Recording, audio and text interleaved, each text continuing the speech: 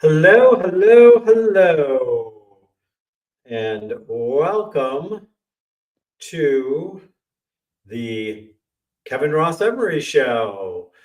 And we are on, as we are the first Thursday of every night, as I play with technology at the beginning with our resident political pundit, our own in-house, none other than Matt Connarton. Matt, how are you? Yeah, I'm getting by. Can you hear me okay? Yeah, I can hear you just fine. I'm Uh, a little quiet. I'm a little quiet in my own headphones, which is fine. Uh, yeah, I'm okay. Are you out of the basement? I am out of the basement. My Congratulations. my office is pretty well done. It's not complete, but if you look around, I'm calling it my office arboretum because it's filled with plants and light, and I am if it was summer, you'd even see a light coming down from my skylight, giving me the light I deserve. Oh, So yeah, what I'm in the basement. what was that word? Arboretum? Arboretum. What does that mean? Arboretum. It's a place that houses lots of plants. Ah, So yeah. So I am here. I still have a few other things to do. I actually had them come in today and measure for blinds for the window. I'm getting the blinds that you can bring from the top down and the bottom up mm-hmm.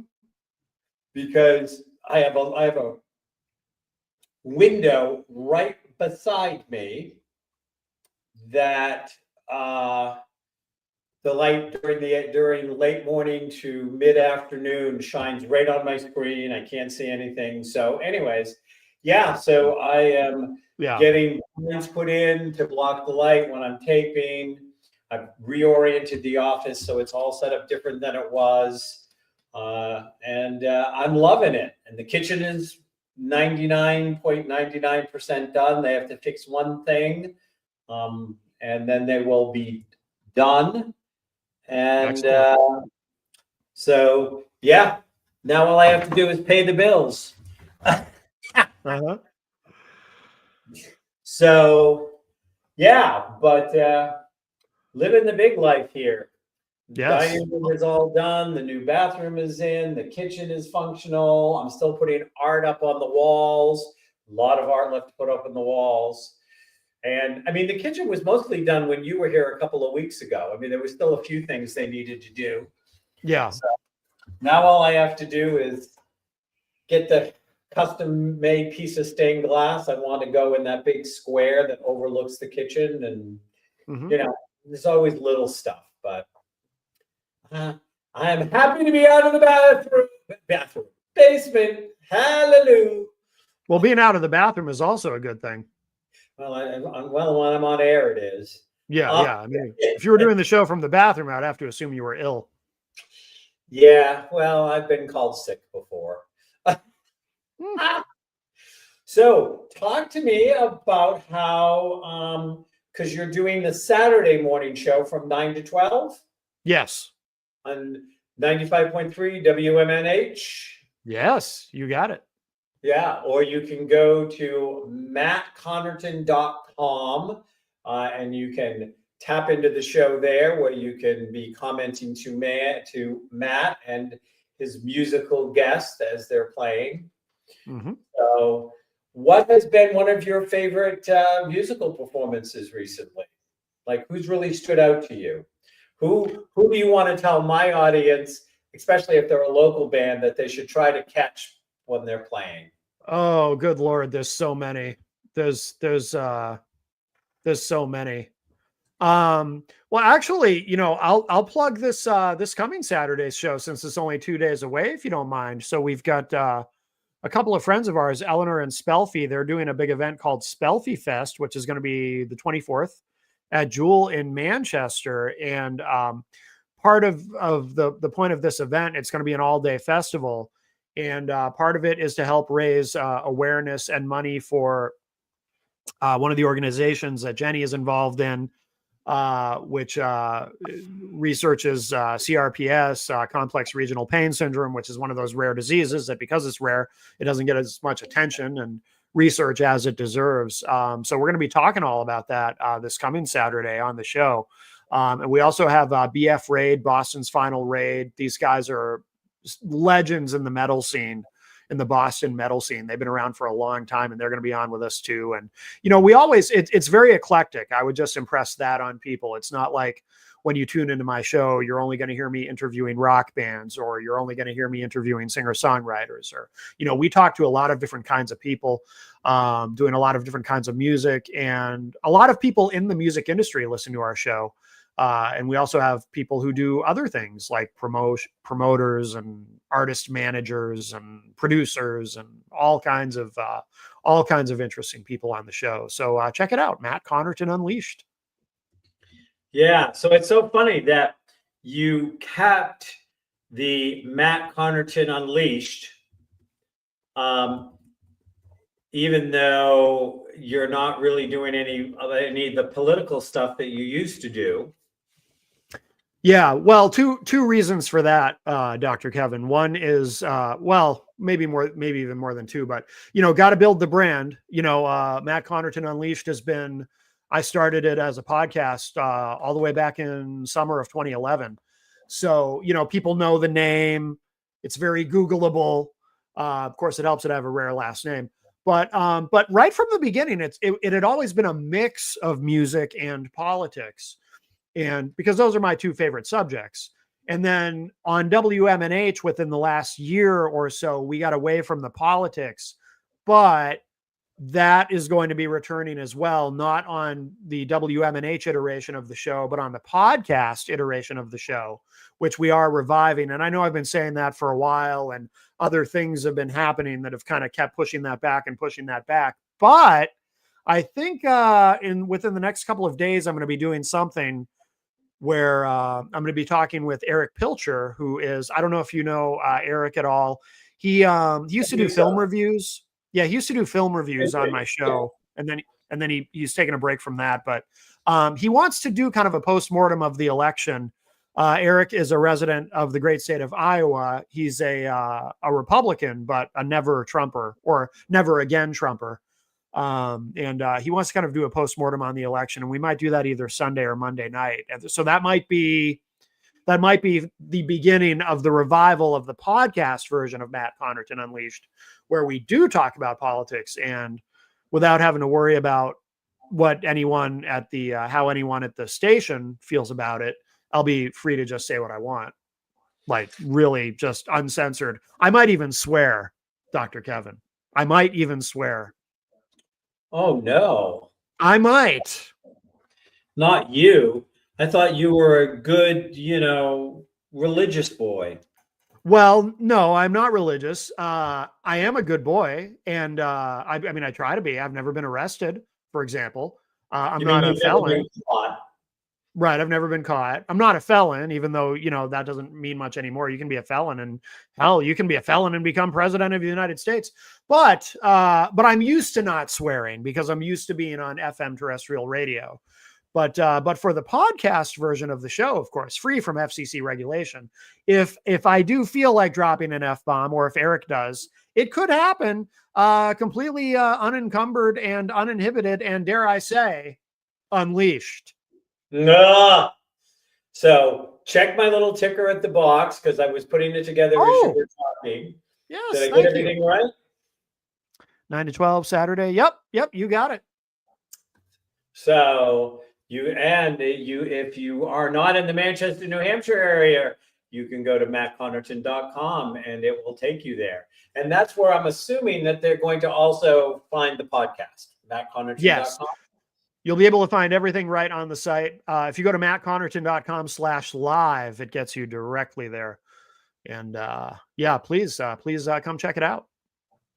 Well, you know, our conversations on our first Thursday of the month, since you haven't been doing politics on your radio show as much, or any for a few months now, it is, you know, we've actually been talking less politics on this show, because a lot of times I go, oh, what have you been discussing on your show? What's been coming up? What have you been hearing?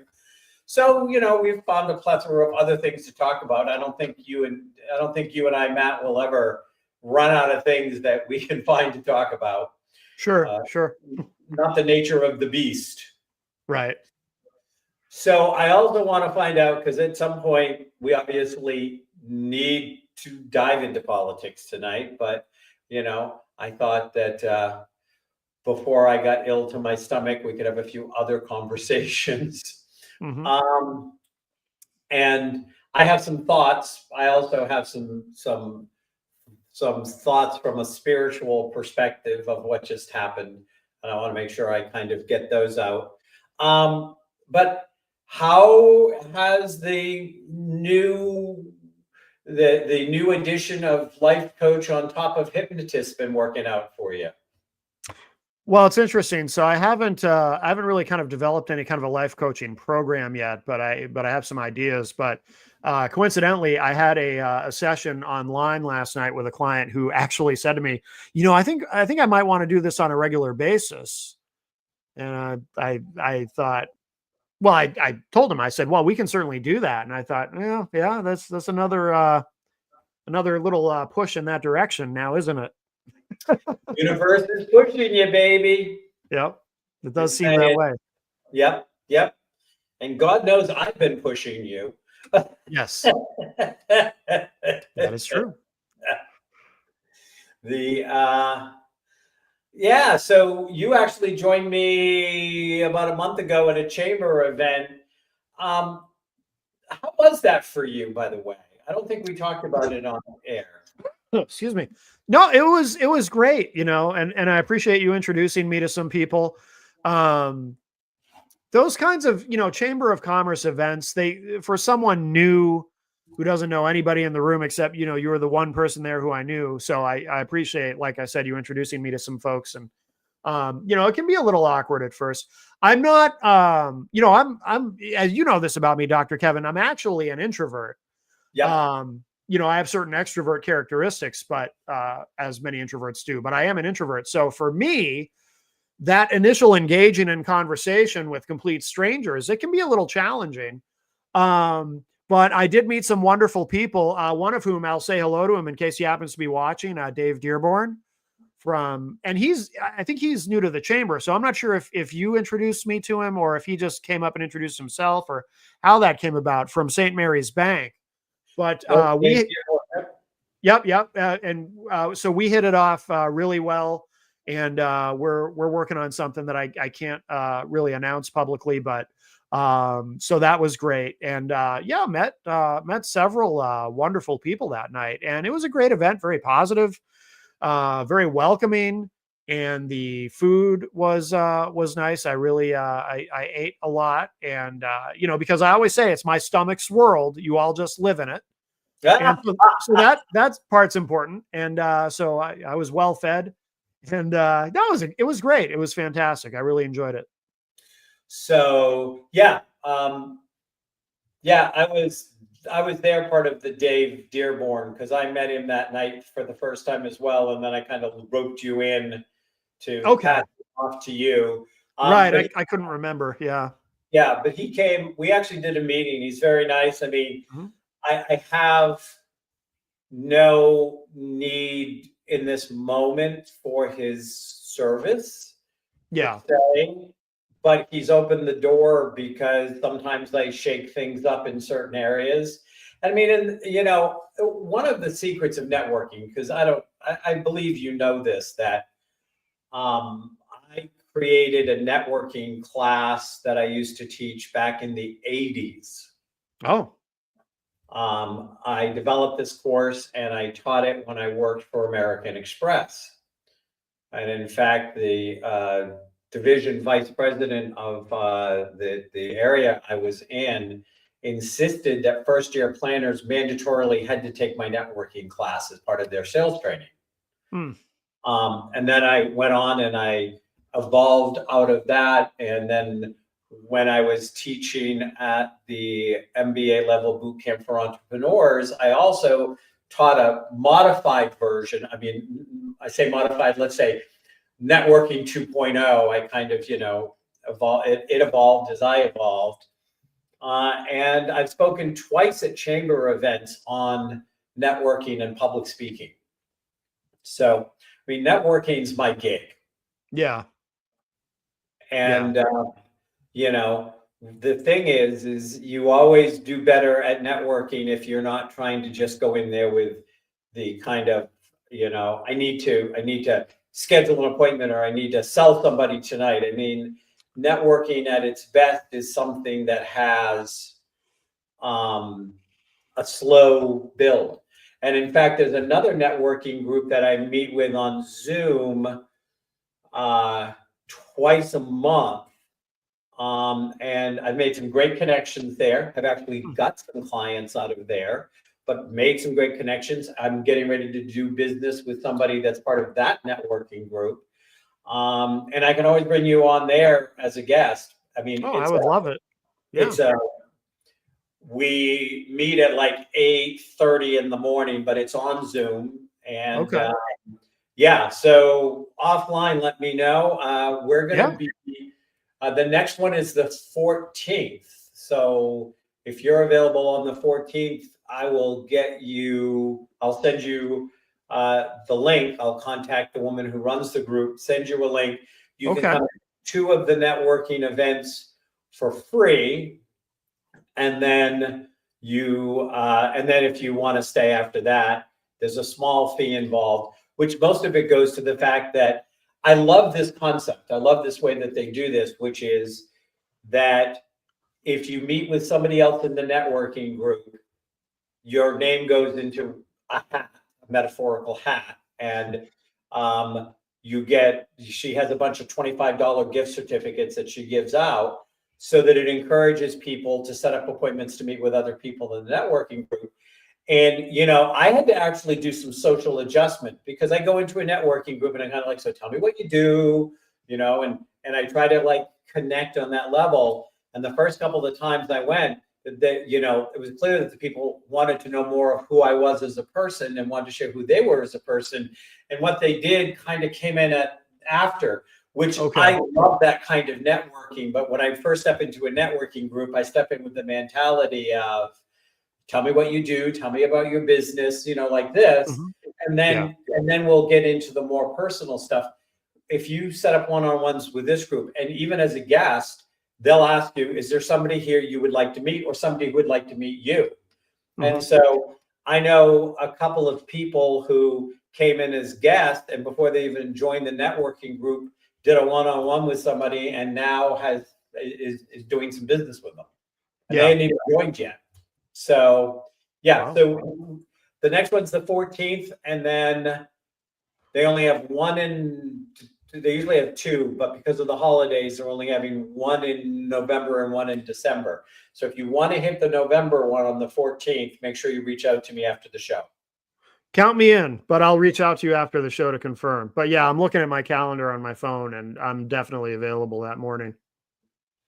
Yeah, well, that would be great. I'll reach out to her tomorrow and send you the link. Okay, wonderful. Thank you. Absolutely. I also, I can bring you at some point to another National Greater Chamber of Commerce event, because you can bring a guest up to twice before they're kind of like, is the chamber for you or is it not for you? Right. But where you're where you're starting to run office hours in Nashua, we can see. Yeah. Plus, the chamber might want to monitor too, like how much food am I consuming during each visit, and figure out, is that like, am I a liability? Am I eating all the food? Am I only eating most of the food? How much of the food am I consuming? You left before I did, and I was horrified at how much food they were throwing out at the end, because it was a caterer.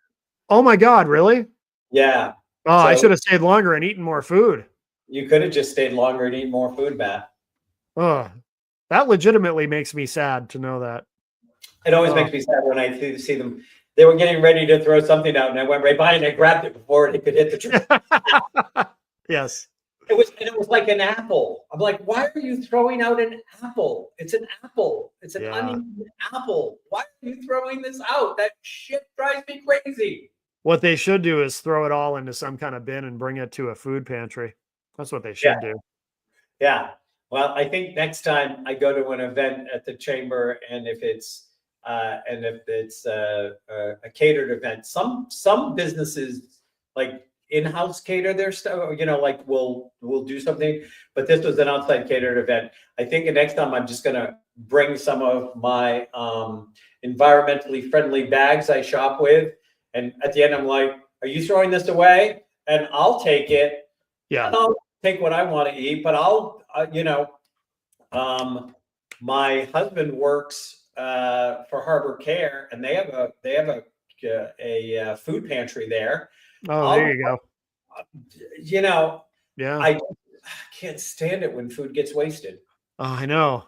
Yeah. Especially, it's not as cheap as it used to be either. So that makes it even worse. Yeah.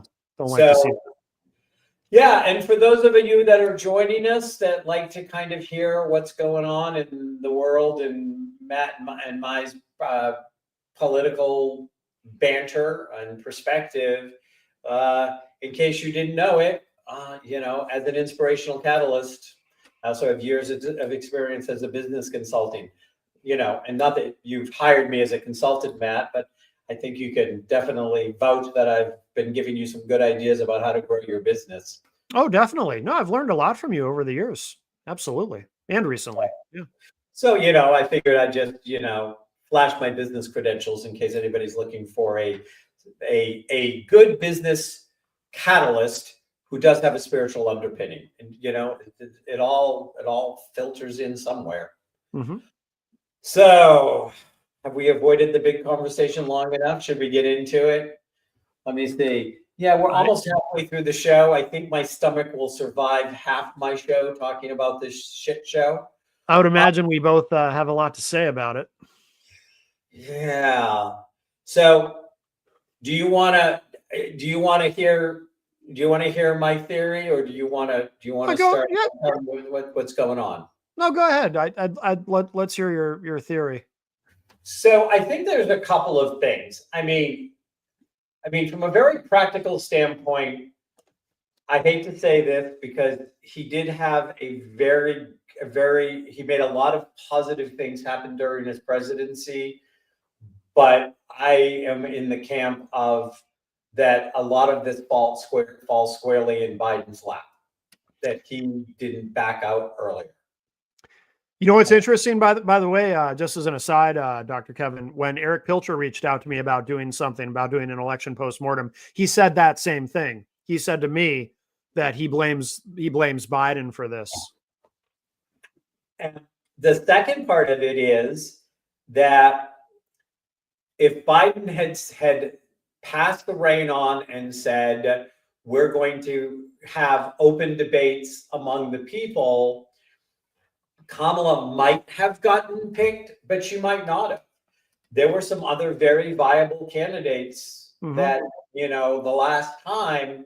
And I think that there were people that resented that they felt like Kamala was forced on them, like they didn't have a choice. I didn't feel that way. I was like, looking at she was running against, the creature from the Orange Lagoon, that it didn't make any difference. She could have been the Pillsbury Doughboy, and I would have voted for her. Right. Um, Plus, the Pillsbury Doughboy makes a fun sound if you poke his stomach, so that's good. Yeah, well, I'd like to poke the Orange Doughboy's stomach. But anyways, the missed days of things like spears and stuff like that. Anyways, some days you just miss the Renaissance. No, but from a spiritual perspective, because let me tell you, I have been doing a lot of talking, a lot of clients off the ledge. Yeah. America's going through a dark night of the soul. America as a country is going through a dark night of the soul. I've said for years, you've heard me say that the fall of, humanity, the fall of this country, if it happens, it's going to not be, it's not actually at the core going to be the crazies on the left or the crazies on the right, because they both have crazies, but it's going to be the apathetic. And we have a lot of apathetics out there that are just looking for an S&M daddy to tell them what to do. And if you ever had somebody that was a sadist, it's Trump. And all of these, and they don't want to educate themselves. The number of ignorant statements when we had a world acclaimed recovery from the pandemic, beating every other country, but they didn't understand it. They couldn't hear it. They couldn't. Yeah. And I partially blame that government, religions, and corporate America have systematically dumbed down America at every turn. They don't want thinkers. They don't want challengers. They don't want rebels. They want good little bots. And the good little bots were told by Daddy that he was going to save them from imaginary beast. But America's in a dark night of the soul. And they killed that message of the Democrats from, America's soul is at stake. But I don't know that America's soul is necessarily at stake, but I do think it's a dark night of the soul. And, that languaging didn't work. The other thing which I saw that I thought was particularly on the spot was the left over the last few years have gotten behind things and created things, like defund the police and Latinx and different things that are unappealing to middle America, the working person, perhaps the person, and I'm going to say it this way, the friggin' lazy person that doesn't want to understand. And I think sound bites were part of the downfall of this election. And, and I was saying the other day to Jeff, I'm like, instead of saying defund the police, which actually was never really about defunding the police, it was about bringing people in that were better trained and taking some of the money instead of buying more weapons and providing more mental health people to deal with these people that the police are not trained to deal with, that then they end up when the crazy gets in place or their more racist tendencies show up, that they take out their tasers, their guns, their feet on your throat type of thing. And if they had said, instead of defund the police, if they had said fund mental health better, it would have gone over a whole lot better. Right. And so these are some of the thoughts that I've had about like what went sour, what went wrong. But from a spiritual perspective, we're in a dark night of the soul. Will we survive it or not? We got 4 years and a coin toss. Actually, we've got 2 years. We have 2 years.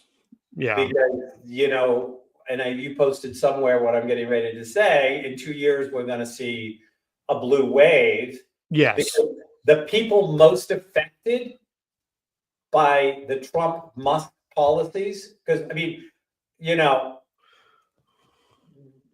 Elon Musk is going to be the shadow president, not J.D. Vance. Maybe. Who knows? Who knows, really? But let's say I think the odds are as good that Elon Musk is going to have too much influence. That's probably true. And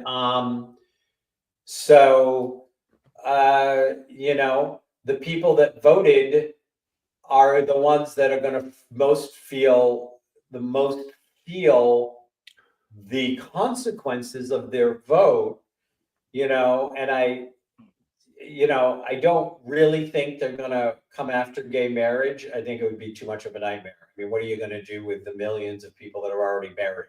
I mean, Right. you can't No. take marriage certificates away from people.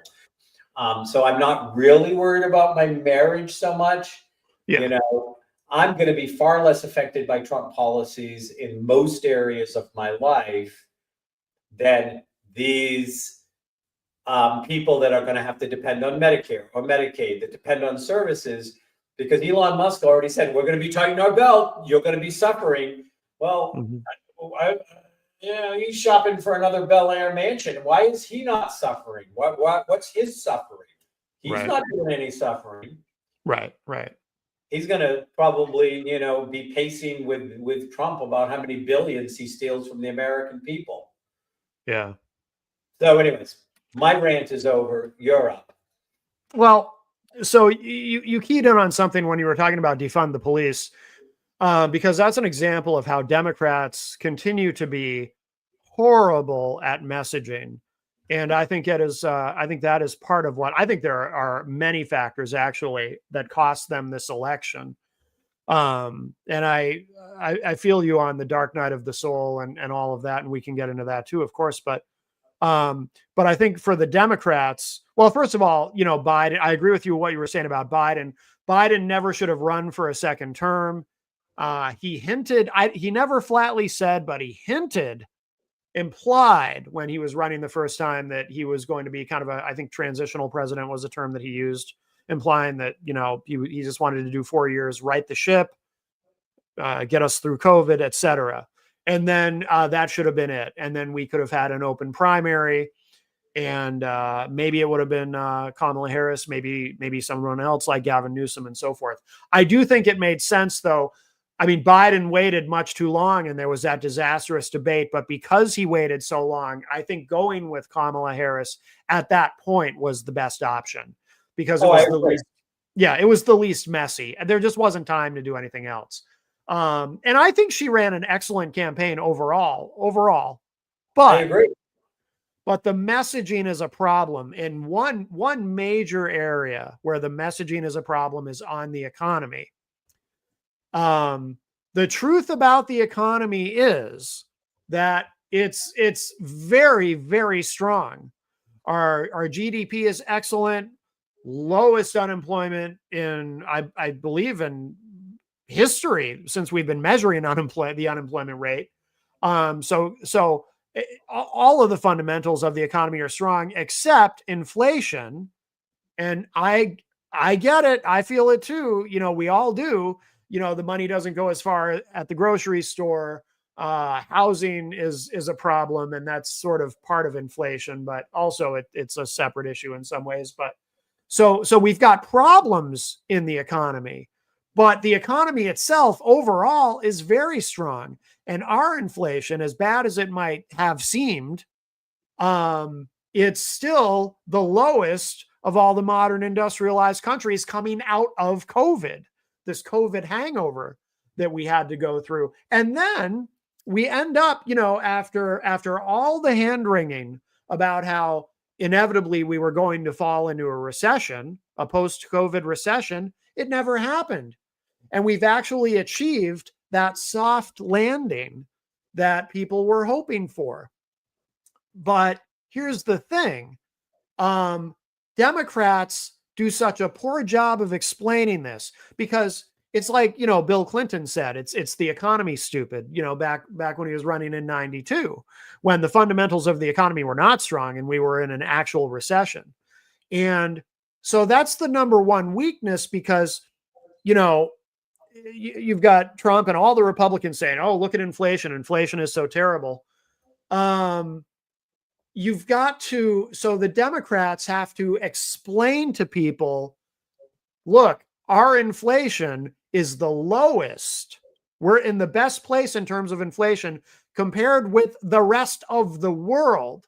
This is a hangover from COVID, but it's getting better. The fundamentals of the economy are strong, and we are coming in for a soft landing. You got to explain that to people. You got to take credit for it, but they don't do it. That's the number one thing. All this polling that shows Americans are concerned about the economy. They think the economy is terrible. Well, if you're a Republican and the people you listen to all day, your Republican elected officials and Republican media, they're telling you all day long, every day, the economy's terrible, then that's what you believe. But Democrats could counteract that by just pounding the table and saying, no, you have to look at this and be forceful and aggressive about it. But they're never as forceful and aggressive about anything as Republicans are. So the messaging is always a problem. And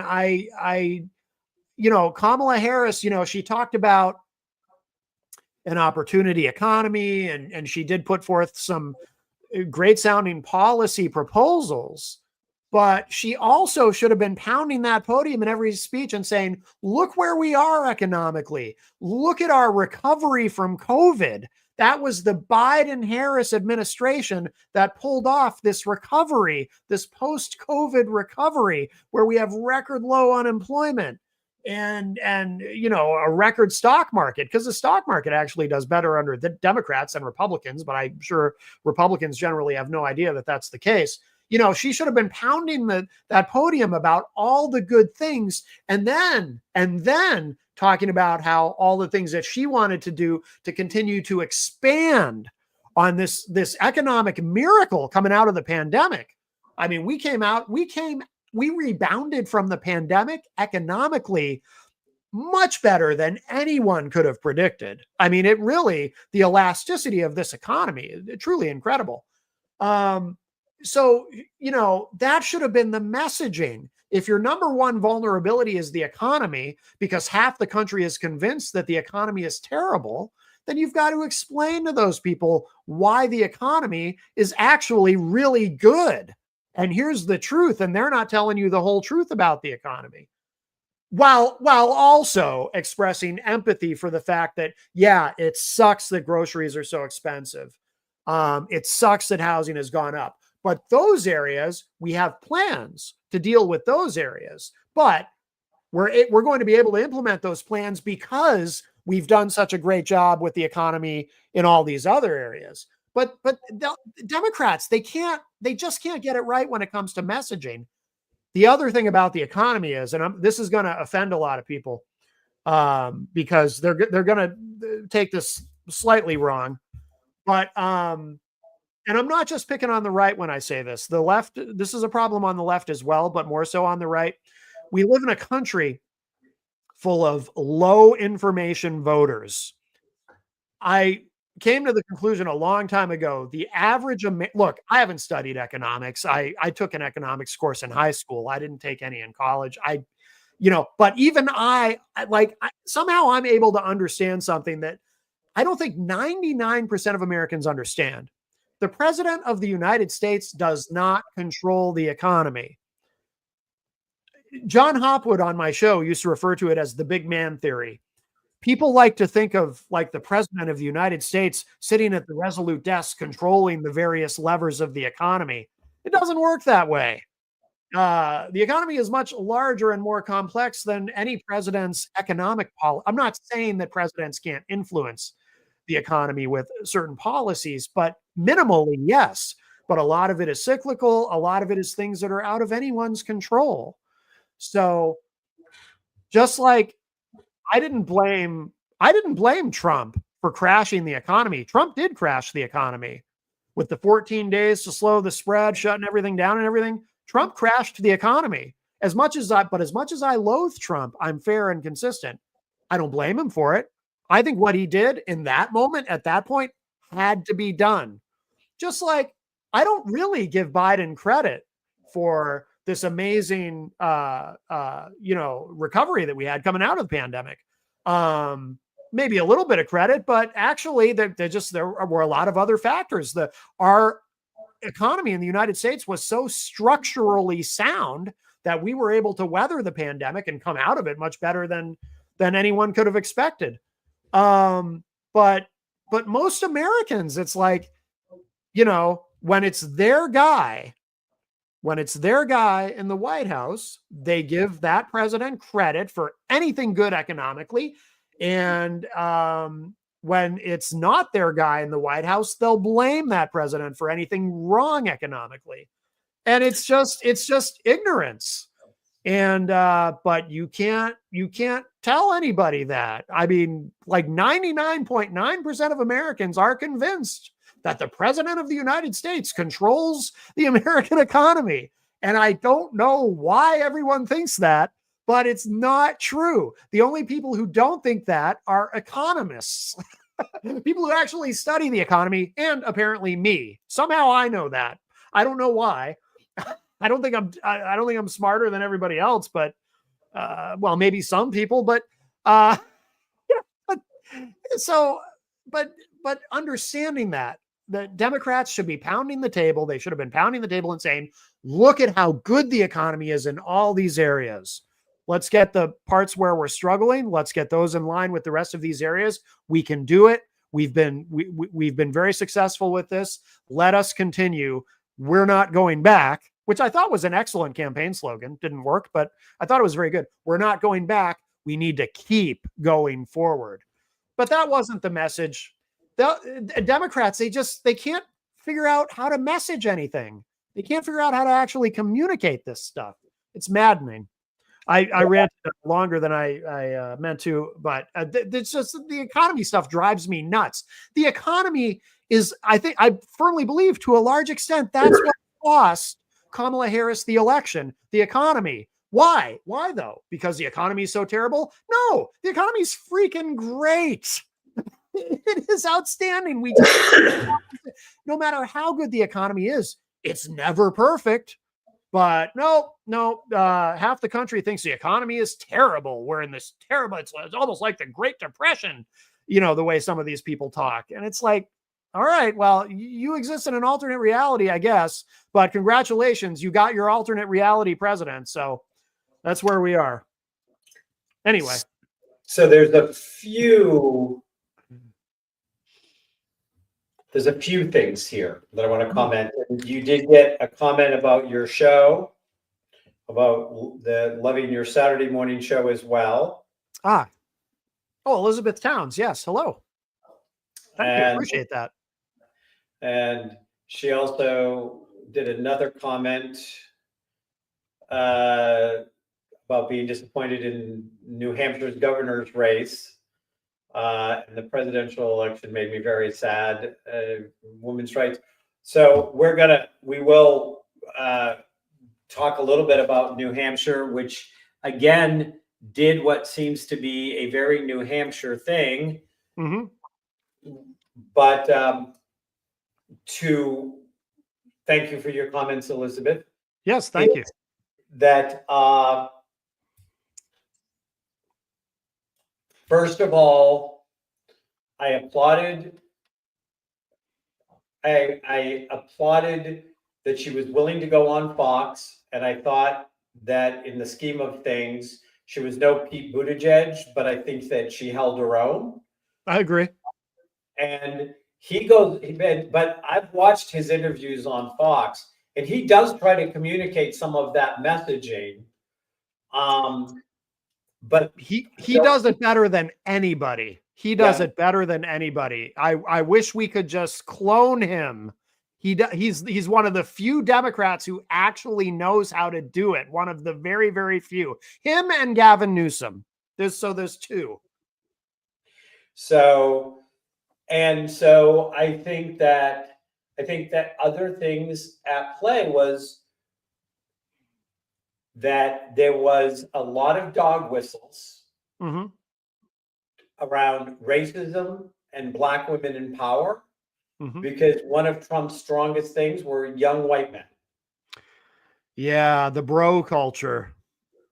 Yep. And if when they start, the thing is, I don't know if they're going to be smart enough to realize when their life is in hell in 2 years that they voted it in, because for the most part, they don't take any responsibility on anything. No. So they're gonna find some other set of excuses. But really, I go back to the fact that for 75 years, we've continually dumbed down the American public. And Yeah. they're along for the ride, and the majority take no real interest or responsibility. They just want kindergarten answers. And the Republicans are good at stirring fear, telling lies, telling them repeatedly, even Mhm. saying their lies, and they don't care. JD So, Vance with the, yeah. Well, if I have to make things up to get people's attention, that's what I'll do. Yeah, exactly. so, but I do think that, I look at Gavin Newsom is also a good messenger. I agree Mhm. with you. Pete's the best messenger. Yeah, And he is. yeah, and Kamala came a long way from when she was in the primaries She did. of doing that. But, we still tolerate a lot of racist and Mhm.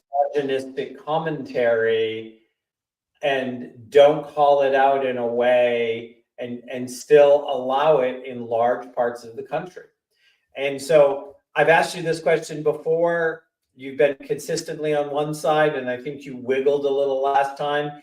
Is it time to get rid? I mean, he did win the popular vote this time, but I Yes. still think it's time to get rid of the Electoral College. It gives a few states too much power because they're battleground states. Oh, I'd love to get rid of it. I just don't think the only part I may have wiggled is I just don't think it'll ever happen. I can't imagine that it will ever happen. But I think I'd love to see it go. Because if you get rid of it, then everyone's vote counts. The way it Yeah. is right now, if you're in a blue state, like if you're a Republican in a blue state or a Democrat in a red state, your vote doesn't count. If you're in a swing state, your vote counts. But because of the electoral college system, if you're in a state where we already know who's going to carry that state, your vote doesn't count. So let's make everyone's vote count. That The would be only my pitch. the only other solution is if they could amend the Electoral College that said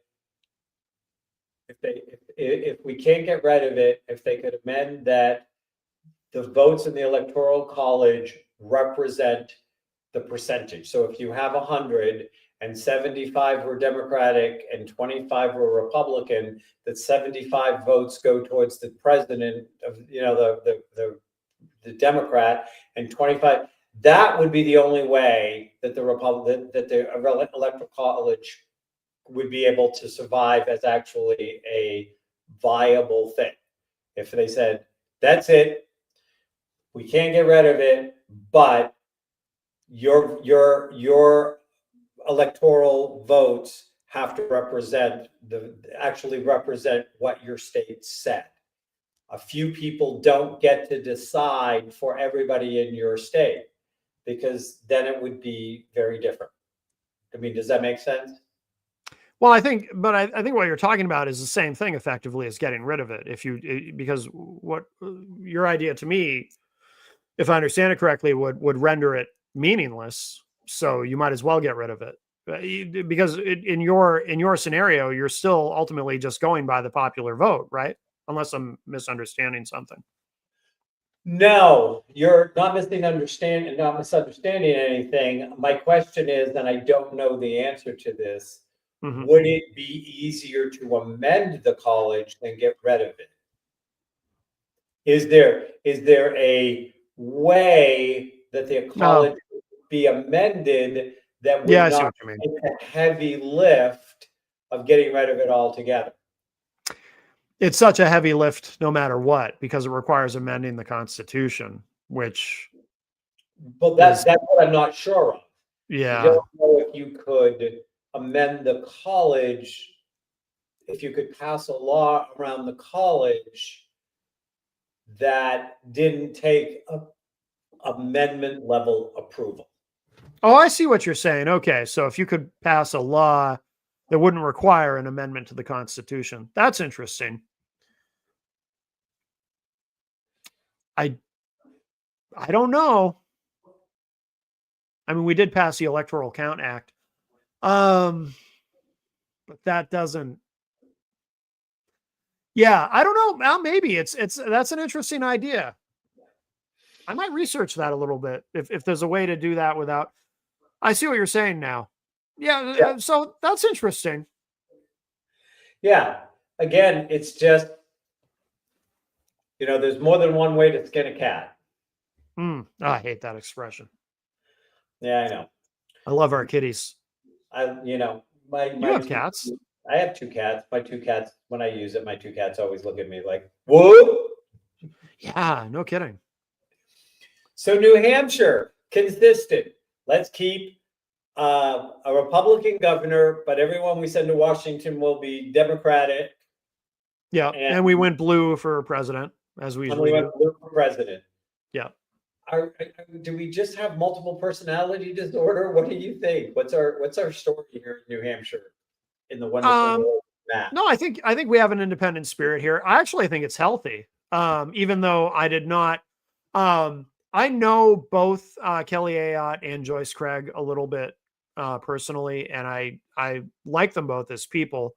In another time, I might have voted for Kelly Ayotte actually, but now that she's a part of a party that has become so fully MAGA, that I voted straight, right down the ballot, all Democrat. I don't know if I'll ever vote for another Republican in my lifetime. I voted for Chris Sununu for governor a couple of times. Now I regret it because, as soon as it became political, he used to be pretty tough on Trump, but then as soon as it became more politically expedient for him to get back on the Trump train, there he goes. So I'm pretty disappointed with him. And I'm at a point where, unless there's a massive course correction in the Republican Party, I don't know that I'll ever vote for another Republican at this point. So, but I do think though, I think it says something positive about New Hampshire that we're able to do that, and kind of split the ticket, so to speak, with our votes. I think it shows that we still have that independent attitude and spirit here, and I think it's a healthy thing. I'm not as enthusiastic about Kelly Ayotte as I might have been at one time, but I think overall, though, it's a healthy thing. Well, I'm thinking about in my head the price that at some point will get paid by Republicans for ethical cowardice. Because that's what I look at it as anyone that actually had an ethical or moral compass was an anti-Trumper. Oh yeah, there's a lot of it's funny, just earlier I was listening to one of the Bulwark podcasts. I don't know if you're familiar with the Bulwark, but they're never Trump Republicans. And I never in my life, if you had told me 10 years ago I'd be a fan of Bill Kristol, I would have said, no, you're crazy. But I don't know if you've seen anything, but he's like totally anti-Trump. I don't think he even considers himself a conservative anymore. But yeah, and look, in 2026, there's going to be a big blue wave because that's just the way the pendulum swings, The other thing I wanted to throw out, because I wanted to respond, but you had a lot of stuff which I'm fine with. I don't have a problem that you went on a rant. I went on a rant. Thank you did. But I do think that the Recovery Act and the CHIPS Act were things that helped the landing pad for the COVID that Biden gets credit for. The Biden-Harris administration got credit for, and kind of took pages out of FDR after Herbert Hoover let the oligarchs of the time convince him to make the Depression worse by making choices that punished the middle class and poor to support the rich. And that's what Herbert Hoover did, that took the stock market crash and made it even worse than it was to start with. I mean, Hoover put in policies that are being echoed by Trump today that made us go into that deep depression. And what it led to was, him getting elected to 4 terms. Right. And Congress, the first 1 or 2 terms were heavily Democratic in both houses. So, the Republicans don't learn. I do still think this is going to bite them, not just in 2026. I think it's going to bite them in 2030. Of course, Trump is going to do everything he can to create a Christian democracy, but he idolizes Hungary and Putin and all of those people, and he's trying to move our country to be more like an illiberal democracy, a Christian democracy, an autocracy. And when everything he says, this is the huge amount of hypocrisy. And then we're going to be wrapping up, but I'll see if you have any closing thoughts. But the largest amount of hypocrites are, and I have been referring to them for months now, as CINOs, which is Christian in name only, because their actions are not Christian at all. They do not align with any kind of Christian value.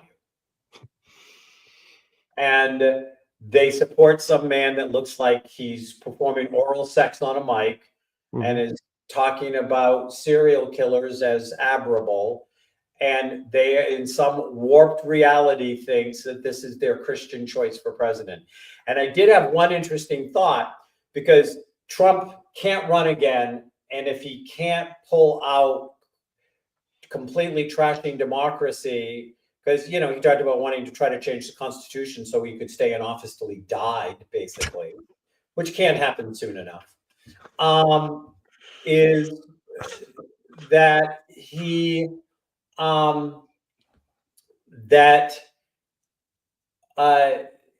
he is notorious that he treats his allies as bad as he treats his enemies. And I would have almost to the point of fantasize. He gets in the White House and he basically tells the evangelicals to shove it, because he doesn't need them anymore. Mm-hmm. Can't get reelected. And we all know there's not a Christian bone in his body. Every action does that. You can't be Christian if you don't actually ask for forgiveness and then try to not repeat the sin. Right. So right there, done, gone, because he repeats it, and then has nothing to be forgiven for. So you already know he's a nutcase. I mean, so these Christians are desperate, and I just daydream about him going into the office and just completely taking all those sheep and shearing them, because that is a potential thing that Trump would do if he's decided he doesn't need him any longer. As far as Christianity and Trump being so unchristian and whatnot, I see it a little bit differently, only in the sense that I don't think it matters in that, to me, organized religion generally, not only Christianity, but organized religion generally, to me, has very little to do with God, and it has everything to do with politics. So I don't think that's why, when people say, well, how can all these people who call themselves Christians support someone as unchristian as Trump? Because the whole following Christ and all that's not even in their heads. They don't really care about any of that. They care about the politics of it. They won't admit that to each other, or perhaps even themselves, but that's what I firmly believe to be the truth. I also think it's entirely possible, and all this stuff about Trump ending democracy and all that. It's possible that he won't be nearly as dangerous as people think, only because I'm not sure he's going to be motivated enough to care. What I mean by that is his number one priority, I firmly believe, in running for president again, was to keep himself out of prison. Now he can breathe a sigh of relief He's older. I'm sure he's even lazier than he's ever been. He might now, he'll fire Jack Smith, do whatever, and then say, great, now I can play golf for the next 4 years. He might not be dangerous because he might be too old and tired. He's almost 80 years old. I'm sure his testosterone level is lower than it was in 2016. He's probably not really all that motivated to do these things. Hopefully, it's a theory. He might be just old and lazy, and he may not be nearly as dangerous as people think.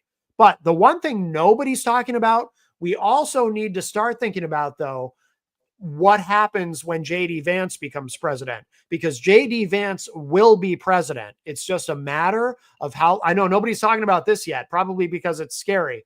JD Vance will be president at some point, because Trump isn't going to serve until he's 82. Look, the guy's morbidly obese. He's almost 80. He eats a steady diet of fast food. He's going to end up with colon cancer, probably sooner rather than later, with the diet that he eats. I'm not trying to wish that on, so some people are going to get so mad. Matt, how can you say that? I'm not saying I wish it on him. I'm just saying that's what's likely to happen. I'm not saying he's going to die in office, but he's going to be continuing to devolve. He's not going to serve his entire term. So at some point, we're going to have President JD Vance. And I do think we need to start kind of thinking about, what happens when that happens too, and how we deal with that. Who knows? Might not be a bad thing. JD Vance at one time was a much more moderate character till he got ambitious. Who knows? But that's going to happen. That's definitely going to happen. Well, and we're technically out of time, but at least with my new format, it doesn't matter. No one can throw me off the air. Is right. JD Vance is a chameleon. He's going to say what he needs to say. I don't think that he actually has any real serious, deep convictions outside of power. And so it would be interesting. The safest way, and I saw somebody go, how long is it going to take his cabinet to do the 25th Amendment to get rid of him once he's in? But, the trouble is if they start doing it, every last one of those cabinet members will have Proud Boys and every other nutcase group at their doorstep threatening to kill them. True. Because they've deified Trump. Right. Agreed. Yeah. And this is what's happened to this country. Nobody can spell anymore. They thought they should have been spelling vilified, and they spelled deified, and it's all gone downhill since. Okay, Matt, I'll talk to you in a month. I will reach out to me. I'll get you the information, and I'll see you Thursday morning. Yes. Yeah, sounds great. Yeah, thank you. I appreciate that. Okay. Next week, Ashley will be back, and we'll be doing a show on gratitude. Oh, very good. What are you grateful for? Tune in, share, and let's talk about what we can be grateful for, since the presidential election is not one of those things. Exactly.